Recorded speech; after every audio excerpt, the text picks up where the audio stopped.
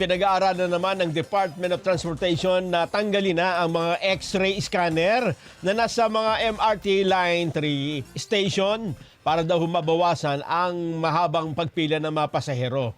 Gayunman, posibleng maisakatuparan ang plano kapag nagkaroon ng bagong technology sa tulong ng Department of Information, Communications and Technology na magde-detect ng tangkang krimen sa pagsakay sa nasabing mass transport. Meron ng ganon?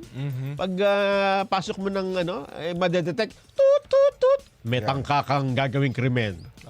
May tangka kang...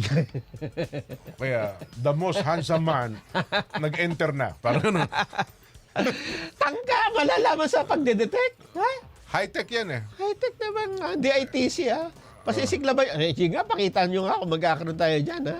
Sa kasalukuyan, bago makasakay ng bago ng MRT3, kailangan idaan sa X-ray machine ang mga bagahe.